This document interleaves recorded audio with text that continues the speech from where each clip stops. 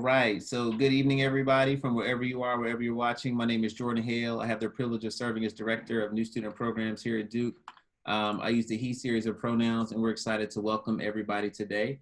We're going to get started. We have an awesome panelist of current Duke students who are connected to different cultural and affinity groups on campus, and I'm really honored that they took the time out this evening to spend some time with us. Some of them I had to ask earlier this week, and so their willingness to kind of jump on this, I really appreciate. We're going to walk through them and let them share a little bit about themselves. And then we have a series of questions that we'll run through to kind of get their perspectives on campus. All right, sound good? And if you all have any questions, feel free to post them in the chat, and I'll be watching the chat to answer any questions that may come in. All right, and so the first person is Meghna. Hi, I'm Meghna. I'm one of the co-presidents of Duke Thea, the South Asian Students Association on campus. I use she, her, hers, and I'm a rising junior. And I'm really excited to be back, and albeit distanced way, for classes, and to also be a part of the Duke community once again.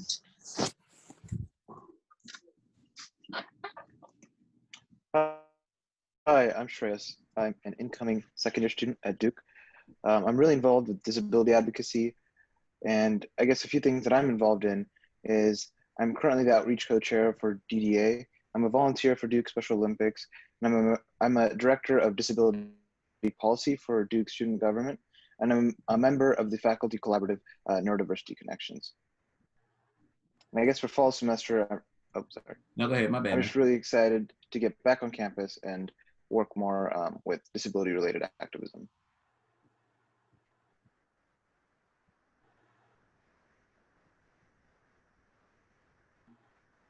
That's you, Malik, whenever you're ready, man. Alrighty. Hi, good evening, everyone. My name is Malik, and I'm a rising junior, majoring in sociology with a minor in global health. You can see on the pre-med track. I am as far as, affinity initiatives that I'm involved in on campus, I'm the treasurer of the Black Men's Union, and I'm also a community service chair with the Phi Beta Sigma Fraternity Incorporated and the National Pan-Hellenic Council. Yeah. Hey everybody, my name is Miles Underwood. I'm a rising senior at Duke. I'm currently one of the co-presidents for Black Men's Union. I'm the treasurer for the National Pan-Hellenic Council. I'm also the treasurer for Kappa Alpha Psi Fraternity Incorporated. Involved in a few different finance groups on campus. But yeah, I'm just looking forward to celebrating my senior year as best as I can. So. Hello, I am Shania. I use she, hers pronouns. I am a rising junior at Duke. I am majoring in ethnic studies, which is a program too, which is an individualized major at Duke that Duke does not offer, but you can make your own major. I am the vice president of Asian Students Association, also the political education coordinator for Asian American Alliance, and I'm also heavily involved in the Asian American Studies Working Group. So I think a lot about Asian American identity. What does it mean to be Asian in the United States? What does that mean for race relations? And also what does that mean in PWI, Duke University? I'm excited for this year because of everything that's changing, but I think Duke is still a very welcoming community and very intentional about trying to make that for incoming first years. All right, so Lee's not here, so we're gonna skip to Carlos. Hey y'all, I'm Carlos. I'm a rising junior majoring in neuroscience with a chem minor. I'm also on the pre-med track like Malik. My biggest involvement is I'm president of Mi Gente, but I'm also served on the student advisory board, working alongside admin all summer to plan out the fall specifically with all these new COVID procedures. And at this point, I'm just really excited to leave the house. I've only seen one friend, and that was just last week. So most of the summer has been spent with my family. Yeah, whenever you sent that quote in, Carlos, I started laughing. I was like, man, I feel you. Let's just get out. We just need to get out. Great. So now we're going to give some time for some questions. And I actually have some here that we're going to run through. I'm going to stop sharing my screen and be able to run through some of these. So the first question to the entire group is, the first question to the entire group is, so can you tell me about how you all got connected to different cultural and affinity groups on campus at Duke? Kind of what did you all do? What was the process like to get connected to these type of organizations? I can go. A big part was when groups posted on the Facebooks the summer before freshman year, saying drop your net ID and getting added to the listservs, and then just finding out about events. Also like through word of mouth from like dorms, seeing Facebook events. That was like a big part of how I found out about like Thea and like other cultural groups. I can go next. I think I had a pretty similar experience. I first got involved with Black Men's Union when I was a freshman. And I believe I saw like an application for like a first year exec position in a group chat. And so between that and just talking to different people is kind of how I got involved with that group. Yeah, I guess I can go next. As far as me, I'd say that, yeah, like what was mentioned before is like the Facebooks, like they've been posting, I'm sure, on the class Facebook pages so far this summer. So they'll like give introductions of the organizations and say comment your net ID under the post to just let them know that you're interested. Another thing has been the club fair, which I'm sure is going to be virtual this year. They have like signups with your net ID as well. So along with, for me, like Black Men's Union was seeing that application dropped in like group chats, dropped on Facebook, things like that. Along with being in the club fairs, I think those are the main ways that I was able to get involved with different affinity groups. Great. I can go. For ASA, I also similarly got involved through like the first year. So a lot of like organizations will have first year positions specifically, which like first years can apply for. ASA like has a first year rep position. I think for Asian American Studies Working Group and Asian American Alliance, which are ASWAG and AAA, they are groups that I like got a lot more intentionally involved in just because I wanted spaces that were very intentional about like exploring Asian identity in a very like political way, because I will talk a lot about like what does it mean to be Asian as a political identity. And I think like AAA and ASWAG, like from the get-go, from the way that they presented themselves, were things that like were in that realm. So I think like going in intentionally with that in mind helped me like find a lot of the cultural spaces that I like wanted. I guess I could go next. So for a lot of disability spaces that I was interested in, I guess it was a combination of, as other panelists have mentioned, like Facebook groups. That's a really big thing. Especially at Duke, we have a very centralized Facebook page, and that really allows all our incoming freshmen to get a lot of important information. And I guess additionally, it's a lot of reaching out to a lot of to people. I guess if you just Google like whatever your identity group you're interested in and Duke, you'll find a lot of clubs that have posted something recently that you can reach out to. As well, I attended, like in my orientation week, there was a disability panel that I attended the very first year, and that really helped me get connected and find resources that could help me explore this identity group a bit further. For me, it was a little bit different.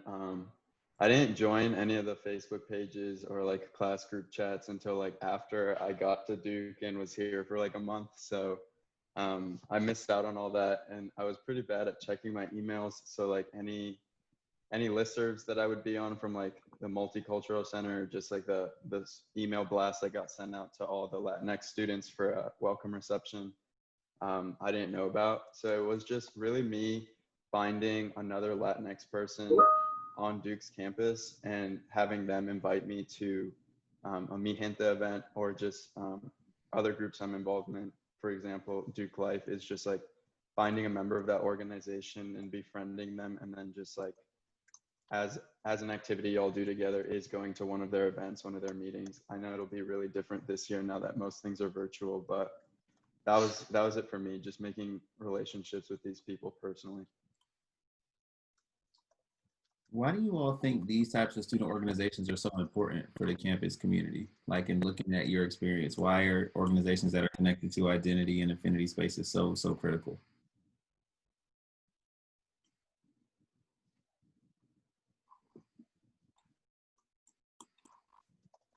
I can go first, I guess.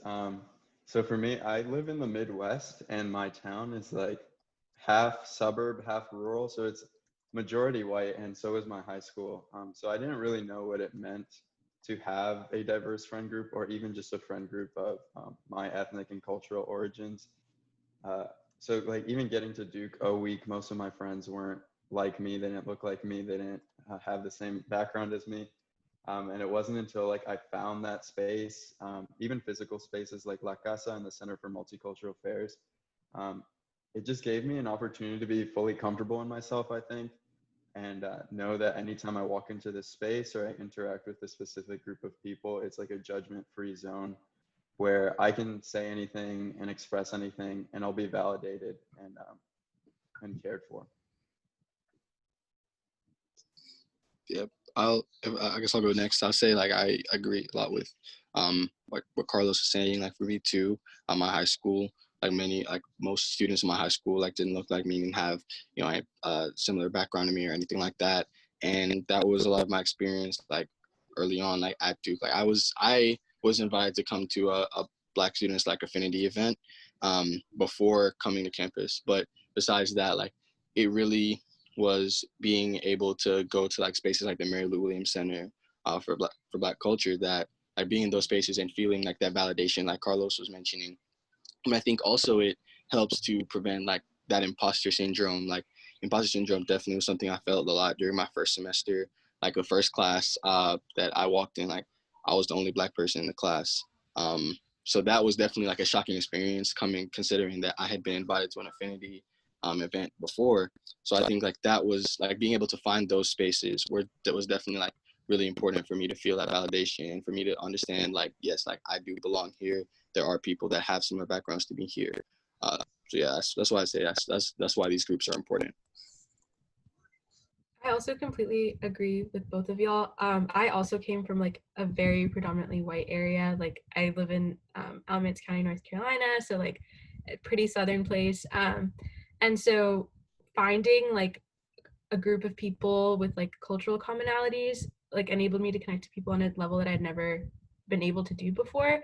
And like Malik and Carlos both said, like that provided within itself like a different level of comfort and familiarity, like lowered my fears of being like vulnerable around people. And so, and I don't know, it was just really like formative, I guess, in like me discovering more about myself and like learning more about like the community that like I identify with culturally. So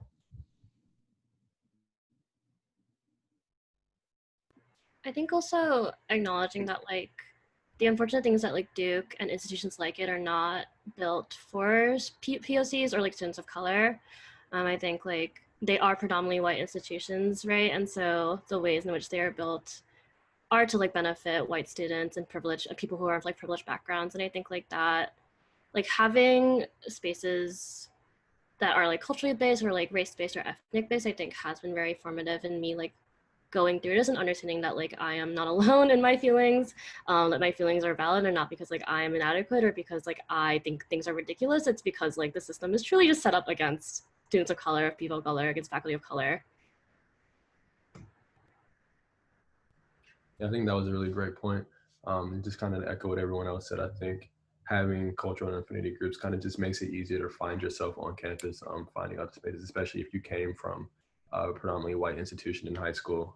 I did myself as well. And so coming to Duke and be able to find the Black Men's Union kind of just helped me, see where I can fit in and also know that like I don't have to be like a monolith. So I can be any version of myself that I wanted to be as long as I was being myself. And I think especially now with kind of our current social atmosphere, having cultural affinity groups on campus kind of just gives you a safe outlet. You don't have to worry about always being like that one person that people go to tell you, oh, I'm sorry for this thing happening, stuff like that. Like there's actual groups on campus who are there to represent you and also kind of speak for you and people that you can confide in. So I think that's a really good reason why we have these groups. Yeah, I want to actually. Yeah, That's right. It's my bad, man. Yeah, a bit on my end. I guess like disability is a pretty unique identity group just because like at Duke there's really not a lot of disability representation in general. So and also there's a lot of issues with disability not being included in a lot of like key conversations and events. So it's a lot of just like pushing for getting people involved in this space and having like both administration and students just think more about disability in their everyday lives, because it is a very large identity group with like approximately 20% of students having some sort of disability on campus. It's just something that not many people think about currently. Yeah, sorry about this, Trace. I didn't mean to cut you off, Yeah, but no worries. I want to build on the point that you and Miles both made, kind of both about kind of the burden of having to carry the weight of an identity and also parts of your identity that people might not see. So I would love for you all to talk about what are the different ways that you connect with, you know, maybe things that you identify with in terms of your academic space, right? So a lot of times you all talk about things outside of the classroom. There are courses, there's a lot of different ways to connect to culture and affinity spaces. So I would love for you to share with the incoming class just ways that you to kind of explore culture and affinity through the curriculum and kind of what that has looked like. I can start because I think I am super lucky that I do a program 2 in ethnic studies, which I think is very rare and very difficult to get approved because of the process that program 2 is to like write a proposal and to pick all the classes and to like get an advisor to get like the DS approval. It's like a whole thing. But I think like I did this because like I actually wanted to be an Asian American studies major, but then realized that like Duke does not offer enough classes on Asian American studies, and in fact like does not offer any classes on Southeast Asians, which is like what I am and like what I was most interested in studying. And so I like broadened out to like thinking about race relations in the US and what does that mean for like diaspora, which diaspora is like people who have like migrated and what the population is. And I think like reaching out to like faculty and connecting with faculty who are people of color. So like my advisor in program 2 is a South Asian woman who like I've talked to a lot about like what does it mean to be a marginalized person in academia? Like what things are you navigating? And I think like to realize that like the problems that I am facing like truly do not end and truly like do not get better. And so like I think it is also like very empowering to see people that go through this and to see like role models that I can have and advisors that I have that are like people who are like navigating with race and ethnicity in the US.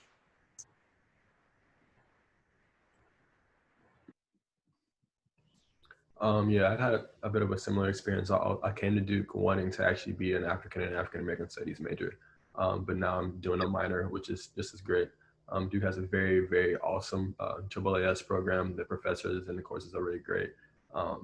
But just kind of engaging in that program itself has opened a lot of doors to me in terms of kind of learning about my identity and also connecting with Black faculty on campus. I think my freshman year, I took a course and I actually ended up connecting with a guy named Professor Dr. Darity, who's a pretty renowned professor in social economics and equalities. And so I got to do research with him based on that experience. But yeah, really just taking courses.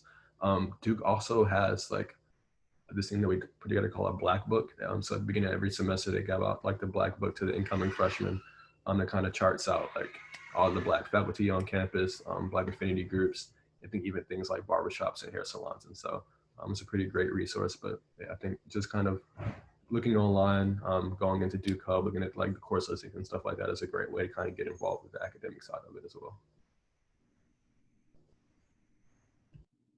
Yeah, I think for like I was privileged enough to where a couple of my South Asian friends recommended a class with a South Asian professor, and I really enjoyed it. But again, I think there aren't enough at Duke. It's very hard to almost like finding a needle in a haystack. But we have like an Aldia group me, so where people, if they do find a class, they ask about it or try to get people to take it. I know a lot of South Asian identifying students take Hindi just to kind of have like a South Asian face in their academic career.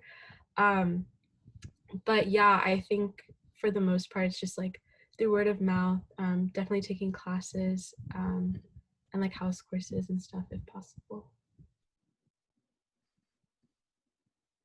I think for me, obviously, like one way to get involved with the culture is just through student organizations, and you'll find that a lot of our communities actually have multiple organizations you can go into. Like, there's not just one Latinx group. There's also like a Latinx engineering group, a Latinx sorority, et cetera, right? And another thing is like physical space. We're fortunate enough to have a space in the Center for Multicultural Affairs, and I would go there basically anytime I wasn't in class or in my room, because it's just so fun seeing people you know every time you walk into the space, whether you're studying or having lunch there. And then just finally, like echoing what Shania and Miles and Megna said, is finding Latinx staff that are teaching courses. There is a certificate, I believe, in Latino and Latina studies in the Global South. There's no major or minor though for Latinx studies. But I know in the one class I've had with a Latinx faculty member, it was really inspirational for me, having never seen a person that looks like me in a position like that. So I just remember like always having a smile on my face going to that class and emailing the professor after the semester ended, thanking him for just giving me the representation that I've lacked for so long. And I had never thought it was going to be like a very eye-opening experience for me until I had it. So I would really recommend finding a professor that shares your same cultural, racial, ethnic background. Yeah, in the case of disability, there isn't that many courses that you can take. I know Duke Disability Alliance is working on a disability studies curriculum. And if you're interested, you could reach out to the director of the SDAO. He is extremely interested in, he actually got his PhD in disability studies. And although he does not currently teach classes, he's a great resource for anyone interested. And it'd be very enlightening to just speak with him and see what perspective he has on disability, because I know I have, and I've learned a lot from him. But other classes, I guess extracurricularly, there are opportunities to learn like American Sign Language through Duke ASL Club. We're working on making that an official course, but it's still taking some time. There's also a Writing 101 disability course headed by Dr. Marion Karichi, and she has a lot of opportunities as well. So it's just a matter of like reaching out and I guess to an extent also taking part in these initiatives to find more academic opportunities to study disability. Yeah, going off that point that Trace just made, I think too, like on top of the reaching out, I think looking at different resources like the Chronicle, like they'll publish articles on the Chronicle, or yeah, they'll publish it like on the website or newspaper. There's also like Duke List if you're looking specifically for research. Like they'll publish like opportunities for research, and you can find like different like they have a lot of like diverse opportunities on there essentially. And so just looking for those professors names, like if you see like someone, if you see it, you know, research that you're interested in, you may find that it's actually like a professor that has been like helping with like affinity on campus too. So I think, yeah, like using Duke List, looking at articles that have been published on the Chronicle, they'll have announcements in the Bryan Center. I know like Carlos has brought up the CMA, they'll have announcements there as well. So I think looking in those different spaces where they have listings of opportunities would be really good too. Perfect. So the next thing I want to touch on is I want you all to give a little bit of context about the time you've been at Duke. So I've been here 12 years, which is crazy, and I've seen a lot change in those 12 years. Yeah, please don't judge me. I know I still look young, but I've been here 12 years. You know, since you all have been here, what have you all seen have been like the biggest changes when it comes to cultural and affinity at Duke? Like, where have you seen strides made? And then maybe where also you see some things that have been challenging. So like, where has been the growth, and then where's also been some of the challenges?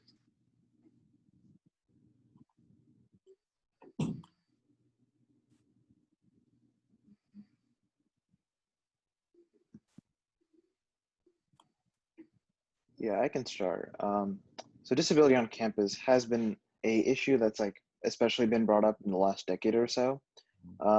We've been able to make certain headway by talking to faculty who have been pretty interested, as well as administration.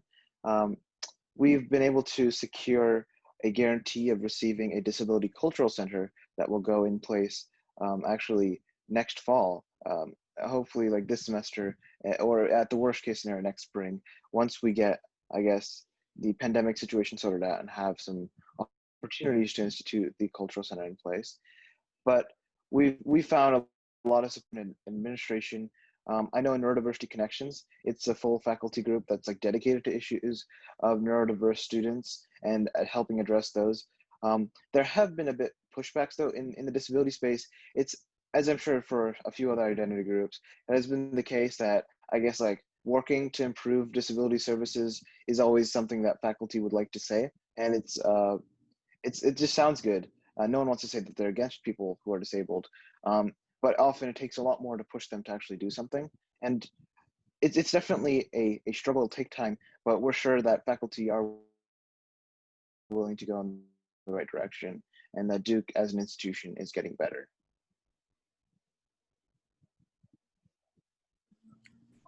All right, so I'll go next.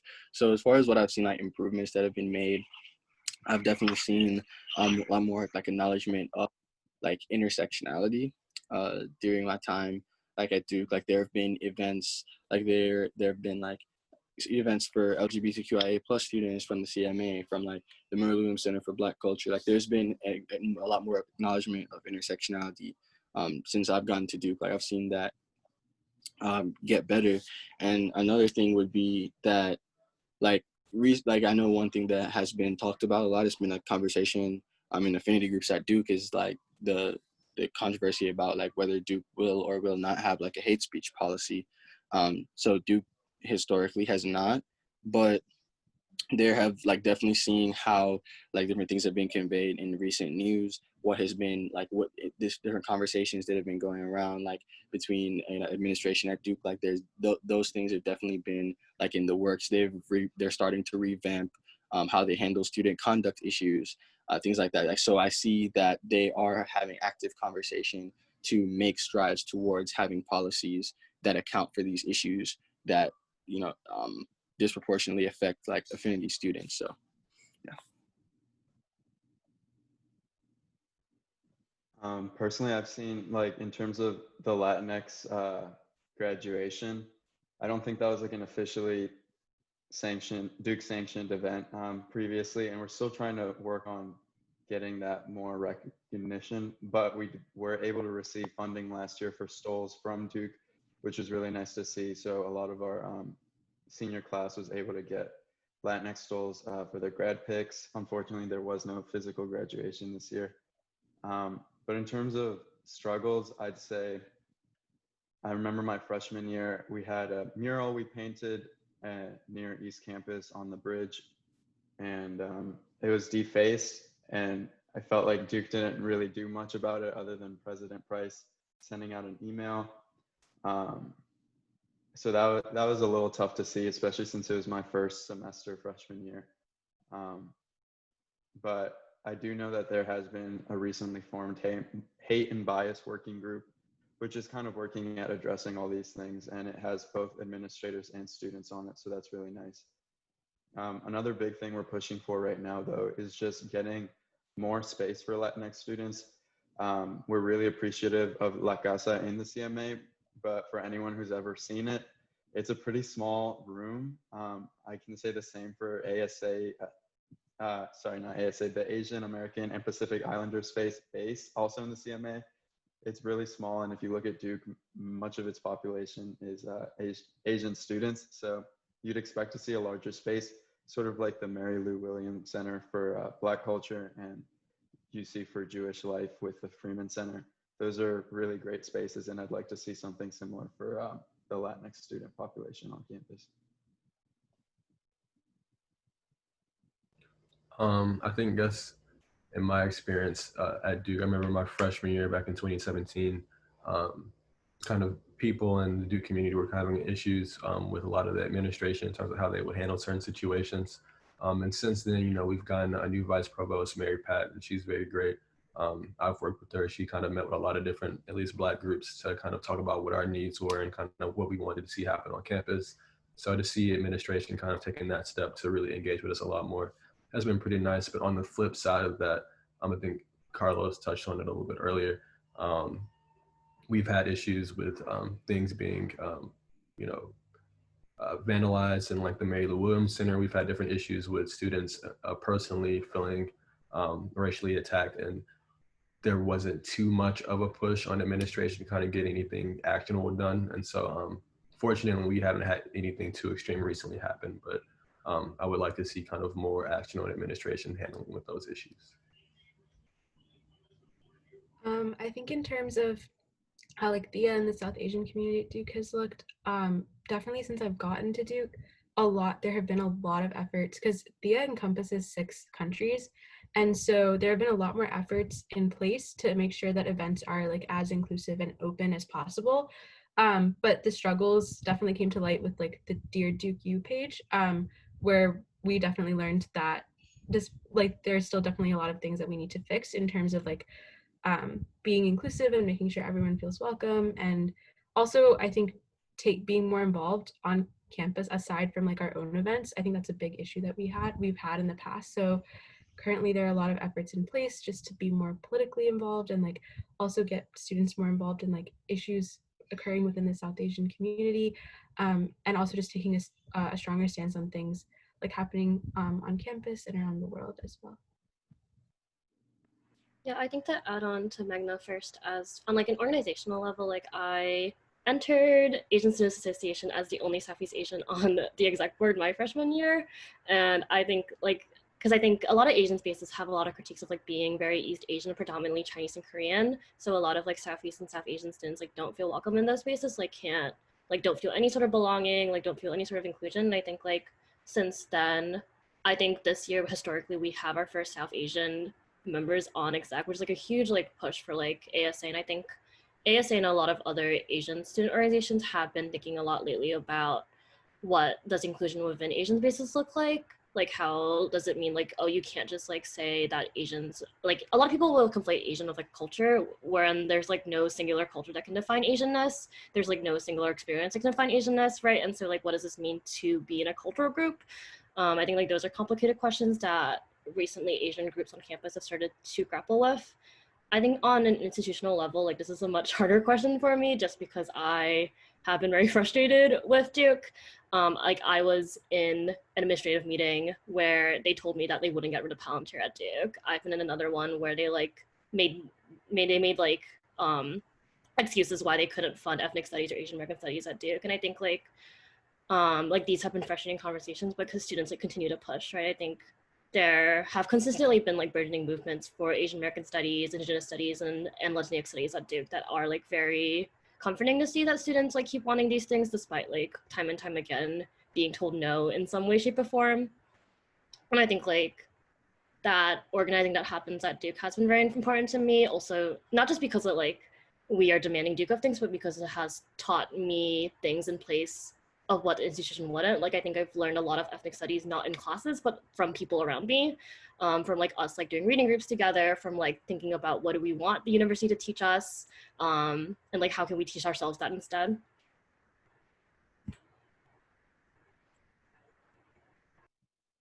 Yeah, and Shana, I put that question in there because I want y'all to tell the truth. So don't feel bad. I know that I'm a part of the administration too. Don't feel bad in telling us that we need to improve at our jobs. I think hearing it is helpful, and it's like something you know. But I think the reality is there's a lot of things that we could improve and do better. And I think students continuing to vocalize it and holding people's feet to the fire to make those things happen is really, really important.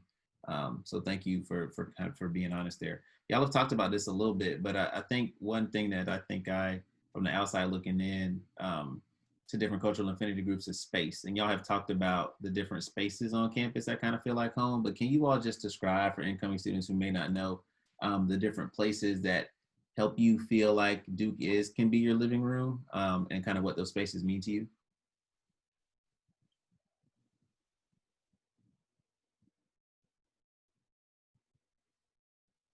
I can kick it off. So just in terms of Black spaces on campus, there's one physical Black space called the Mary Lou Williams Center. It's right off of the quad, like connected to the West Union. And so that's a pretty popular space for Black students to go. But often when people ask me, like, where do Black Duke students go? Personally, for me, Black Duke is kind of just wherever I am with my friends. So just in terms of feeling comfortable on campus, I try to just make myself at home anywhere really. So if I'm in my dorm with my friends, or if I'm in West Union, or if I'm in the Bryan Center studying, like anywhere where I'm at with other Black people or just other people of color in general, I like to call that home. And so I kind of try to carry it with me wherever I go. I think Miles put it perfectly. Like at Duke, we don't have a specific like South Asian space. And I don't know that I don't think any like movement has been made for that, but I think like wherever I surround myself with people that I identify with or just I consider close to me, like that's home for me. So it can be anywhere. Often Perkins, but anywhere. Yeah, with regard to disability, there's always the SDAO, but I know that doesn't feel,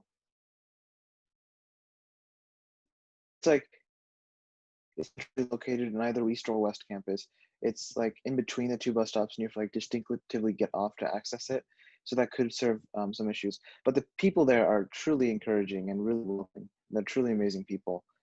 So if you are looking for some space, they could provide you some pointers there. We're working to create a disability cultural center. So if you're interested, please reach out to Duke Disability Alliance. We'd love your input and your participation. But in terms of like actually getting representation, there's really no all out space for our community. And we're still looking to get some more input from administration on that front. Yep, I agree with what's been brought up by like Magna and Miles. Like it's definitely whatever space like you're in with people who you identify with, who identify with you as well. So for me, yes, the Mary Lou Williams Center is definitely a space where I feel at home because like with the community being like the Black community at Duke isn't like very large, right? Like it's like 8% of the university, but like it's definitely like just to see familiar faces whenever you go there every day is definitely really comforting. It feels a lot like home. But just like Miles and Megan said, it's really wherever wherever you are with like your friends, with people who identify with you. So that can be in like your dorm, in your common rooms, in Perkins, the library, like if just on the quad outside the chapel, on the East Campus quad, like wherever that is, that's where pretty much like where home is. So. Yeah, just restating what everyone said before me. For the Latinx community, we're also a very small percentage. I think 9%, maybe 10% of the Duke community. So similarly, it's just like we do have a cultural center, La Casa, but it's a very tiny room. Again, for those who have seen it, luckily it is very convenient to get to. It's on the bottom floor of the Bryan Center, so most people have to walk through it every day that they're going to class on West Campus. So that's really nice. But I think that the point that people are making in that you can make space anywhere and create that as your space is really great and really beautiful, especially since I feel like many students of color get to campus and they're afraid to take up space because they don't know how to go about it. They don't want to offend people. They don't want to be like that one student who's always making things about race or about culture or whatever. But that's just not the case. And I've learned that the longer that I've been at Duke and surrounded myself with more Latinx peers, is that like, you shouldn't be afraid of your culture. You shouldn't be ashamed to be proud of it, to be loud about it, and to take up as much space as you need, wherever that may be. Yeah, I just want to kind of echo what Carlos just ended with really quickly. My freshman year, I lived in Blackwell, and a group about 14 of us every night would be in the Blackwell common room, taking up as much space as we wanted to. So definitely never be afraid to take up space. It's probably one of my most fondest memories at Duke, and so definitely always just kind of feel free to be wherever you want to be. Don't be afraid to be who you are. Yeah, I have very little to add to this other than I think the optics of space at Duke are really interesting because I love the CMA. The CMA is where I spend all my time before this coming year where I can't be at Duke anymore. I would always be napping somewhere in the CMA. And I would eat all my meals and everything. But I think the optics of it being in the basement of the Bryan Center next to the mailroom where no one, you don't know about the CMA unless you are looking for it, right?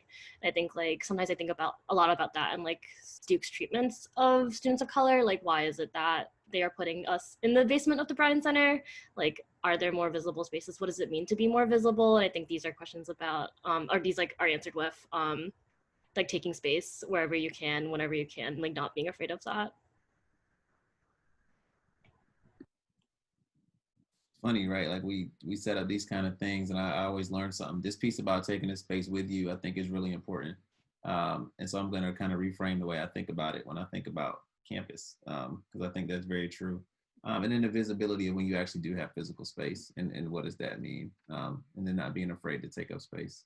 I remember, like I said, I was in college in the dark ages, but we kind of had the same mentality of not being afraid to be present and attending a predominantly white institution and not being afraid to be seen, I think made my college experience even that much more better. So I'm glad that y'all are doing the same thing. The last question I want to ask for you all tonight is kind of what kind of advice do you have for students who are coming in who are looking to get connected to, cultural affinity spaces? Maybe it was important for them because they were connected to things back home. Maybe they're exploring their identity and they want to know more. Like, what do you all think is important for students to keep in mind as they come to campus and maybe think about getting connected in these ways?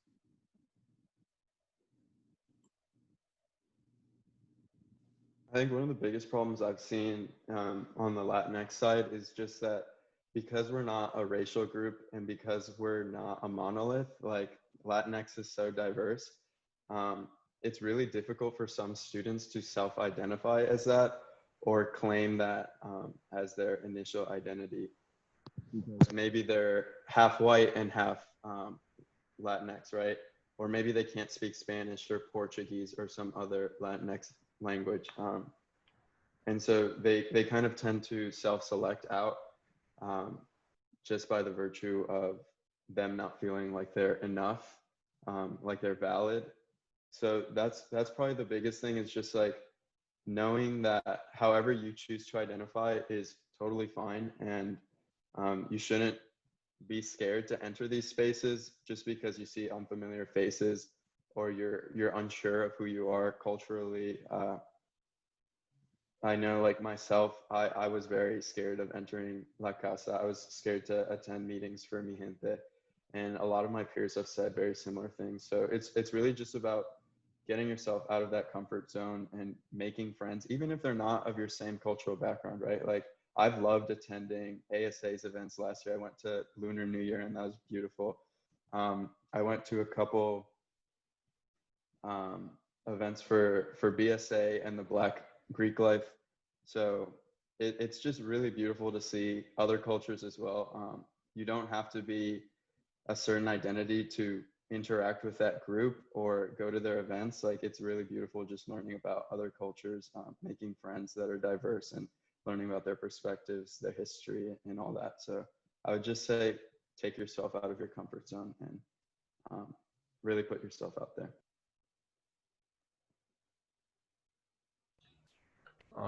I think I would say if you're coming to campus looking for cultural groups, you're already on a really great track. But something I would kind of just, I guess, advise you on is to not feel like you have to come in and, jump into a position of leadership. It's perfectly okay, especially as a freshman and underclassman, to come in and just be members of the groups and, go to events every now and then and stuff like that. And if you feel inclined as you kind of go throughout your career to hold different positions with leadership, then definitely do that, but never feel like you're forced to do it. And also just in terms of, I guess, intersectionality in your identity, we're fortunate at Duke to have a lot of different Black affinity groups. And so we don't have like Black Students Association. We have Duke Africa. We have DESA for Ethiopian students. We have NASB for engineers. We have Black in Business for business people. And we even have something for pre-med students. And so you don't have to, I guess, kind of self-select into just the umbrella of Black Student Association. You can join whatever you feel most comfortable joining, and even find a way to align it with kind of your career and school goals as well. I completely agree with what both of y'all said. I think the beauty of like coming to college and being in like a new environment is the uncertainty, and I think you should embrace it, and never think that you're not fit to be a part of something. Again, the thing with Thea, also similar to like Latinx groups, is that it encompasses such a like broad spectrum of people, and so sometimes people think like I am not fit for this or like I don't belong. But again, just like push yourself to like explore these spaces and just be a member and use them to meet people and go to things. I think that's just like the best piece of advice I can give. Just like really use it for its like, I don't know, for its community, and to just meet different people with different perspectives. And also just like attending other groups events as well. And like, I don't know, really like pushing yourself, pushing your cultural boundaries as much as you can. Yeah, I fully agree with what's been said by Begna, Carlos, and Miles so far. Like, I fully believe like it's really important to like being at Duke. Like, your learning experience is not just solely in the classroom, right? Like, your learning experience is basically like every experience that you have at Duke. So whether that's going to events from another culture, like what Carlos was mentioning, whether that's like, you know, making new friends that maybe like, of course, like aren't of the same identity as you and things like that. Like you're still, you know, that's an opportunity there for, you know, that's basically like cultural exchange in a way. So I think that's something that has been like a key part of my Duke experience, is like the diversity of my friend groups and things like that. So I'd absolutely believe like any experience you have at Duke, whether it's with people of your identity, whether it's people with different identities, that's still learning experiences, and those are definitely to be cherished. So absolutely reach out as much as you can. Yeah, I agree with what Malik said. Just going into where you could find opportunities, it's a lot of just reaching out, as I mentioned previously. Um, there's a lot of people who are here to support you, and if you really want to take like first steps to explore like disability or any other identity group, it's a lot about just like I know sometimes we don't do the best job of reaching out, but it's a lot of just like Googling, seeing like what kind of clubs there are at Duke that serve these identity groups. And if there aren't, then you can start your own. That's I think another big thing that's been done recently. There's been a lot of new groups focused on identity that I guess have typically been overlooked. And as for, I completely agree with what everyone else has said. Like if you're interested in like identity, it's often much it's easier to get change if it's a more unified effort. Um, Everyone in this panel, I'm sure, is super engaged with issues of identity, and trying to get any change passed is really difficult. So I guess exploring other identities, trying to make like intersectional connections, and trying to see how, I guess, identity issues could be furthered between groups is really important as well. And I think that at Duke, it's really impactful to explore what other groups are doing. And I think that's a really good way of like approaching your time at Duke and beyond. Yeah, and to add, I think for me, it has been like quite a journey to like learn to be unabashedly proud of being like a Southeast Asian immigrant. I think it's very difficult when the world constantly tells you that like these things are weird and not okay, or like just like lesser than and all these things. I think like coming to Duke, I remember like just like my parents used to be like, oh, you have to like hang out with white people and you have to have white friends and you like need to like be in these like white organizations in order to like be successful in life. And like this is a lot of like the narrative that I hear from other POCs who like don't feel comfortable in cultural, race, ethnic spaces because like of what society has told them about like being white and being POC and how you like have to fit in and assimilate. I think like that there's a lot of growth that has had to happen there, and I think like being proud and like not letting like a PWI like tell you that you need to be shameful of yourself. I think that's the advice I have to give. Hey man, listen, thank y'all. That was great. I really, really, really appreciate it. And to those who are going to watch the recording, thank you for doing that later. There's a lot of wisdom on this panel, and even I've taken something away, so I really appreciate it. This will be posted in Duke groups, hopefully in a couple of days. And so if anybody wants to check it out there, they certainly can. To Carlos, Shania, Miles, Shreyas, Megna, and Malik, I really do appreciate y'all jumping on. And you know, you get your evenings back 10 minutes early, so go do what you need to do. I'm gonna go try to read a book about the Grinch Who Stole Christmas to my 3-year-old. So y'all stay out of trouble, and we'll catch up soon. All right, thank you. Thank you. Yep, take care, and good luck, everyone.